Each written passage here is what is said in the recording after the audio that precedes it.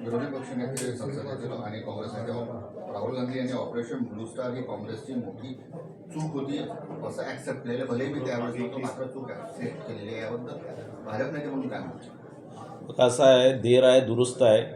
जी चूक म्हणजे जे कत्लेआम त्यावेळेस इंदिरा गांधीजींनी केलं होतं, ज्या मोठ्या प्रमाणात शीख बांधवांना संपूर्ण देशभरात त्यांना त्यांच्या हत्या करण्यात आलं होतं, त्यांना बेघर करण्यात आलं होतं. हे पाप जे काँग्रेसने केलं, निश्चितच राहुल गांधींनी त्याच्याबद्दल माफी मागितली.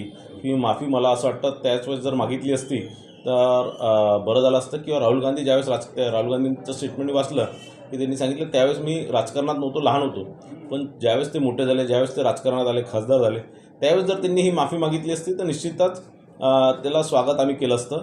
पण आज ज्यावेळेस त्यांना लक्षात आलं की काँग्रेसचं कुठेतरी अस्तित्व संपुष्टात येऊन राहिलं आहे, कुठेतरी देशात काँग्रेसच्या मोठ्या प्रमाणात गळती सुरू झालेली आहे, मोठ्या प्रमाणात लोक काँग्रेसवर नाराज आहे किंवा काँग्रेसमध्ये काम करायला तयार नाही आहे, त्या क्षणी आता म्हणजे त्यांच्या पडत्या काळात त्यांनी या प्रकारची माफी मागणं ही म्हणजे राजकीय पोळी शेकण्यासारखं आहे. आणि त्यांनी निश्चितच याचा राजकीय फायदा घेण्याचा ते प्रयत्न करतात आहे. या राहुल गांधींसारख्या नेत्यांनी या प्रकारचे वागणूक करणे ही अपेक्षितच होती आणि म्हणून मी याचा निषेध करतो. भाऊ, या वक्तव्याचा काँग्रेसला काही फायदा होईल? राहुल गांधीची प्रतिमा सुधारण्यास मदत होईल का असं काय वाटतं? बघा, राहुल गांधी आणि काँग्रेस पक्ष सातत्याने हे प्रयत्न करतात आहे की राहुल गांधीची जी प्रतिमा मलिन झालेली आहे किंवा काँग्रेस पक्षाची प्रतिमा मलिन झालेली आहे ती कुठेतरी सुधारण्याचा ते अनेक वर्षांपासून प्रयत्न करतात आहे. पण या प्रकारचं विदेशी जागेवर जाऊन दुसऱ्या देशांमध्ये जाऊन देशाची बदनामी करून त्यांचा कुठेही फायदा होणार नाही आहे. ते त्यांच्या ज्या प्रकारे त्यांना पप्पू म्हणून जसं समजतात, आता देशातच नाही तर संपूर्ण जगात त्यांना पप्पू म्हणून समजतील या प्रकारचं त्यांचं वक्तव्य म्हणून. जरांगे पाटलांनी पुन्हा एकदा मुंबईला जाण्याचा इशारा दिलेला आहे. मराठा आरक्षणासाठी ओबीसीच्या जनगणनेचा म्हणजे जातीय जनगणनेचा निर्णय घेतलेला आहे. या दोन्ही स्थितीला कशा दृष्टीने पाहतो? बघा, आता जातीनीय जनगणना झाली म्हणजे घोषणा झालेली आहे आणि ते लवकरात लवकर होणारसुद्धा. त्यानंतर जरांगे पाटलासारख्या नेत्यांना माहीत पडून जाणार की कोणत्या जातीची किती लोकसंख्या आहे आणि निश्चितच ज्या प्रमाणात ज्या जाती आहेत त्या जातीला त्या आरक्षण असणार किंवा इतर सोयीसुविधा असणार, योजना असतील, ते लागू होणारच आहे.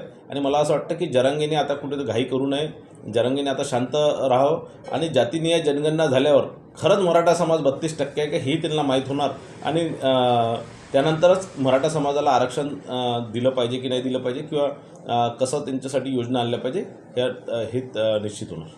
काँग्रेसचे प्रदेशाध्यक्ष हर्षवर्धन सपकाळ यांनी भाजपवर जोरदार हल्लाबोल केला आहे. भाजप ही काँग्रेसची नेते खाणारी चेटकीन आहे अशा शब्दात त्यांनी टीका केली. बघा, असं आहे, स्वतःचं घर जे सामावू शकत नाही त्यांना काय शब्द वापरला पाहिजे आता मी काही या प्रकारचा शब्द वापरू शकणार नाही.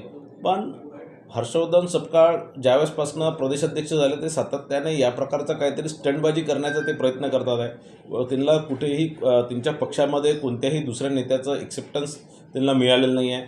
एक नेता म्हणून ते पॅराशूट नेता म्हणून महाराष्ट्रात त्या प्रदेशाध्यक्षाच्या पदावर जाऊन बसलेले आहे. वरून लादले गेलेले नेते आहेत आणि आता स्वतःचं काहीतरी अस्तित्व तयार करण्याकरता या प्रकारचं ते नेहमी स्टेटमेंट ते करत असतात आणि कुठेतरी लाईमलाईटमध्ये राहण्याचा ते प्रयत्न करत असतात. चालेल, थँक्यू. जमले सगळे विषय.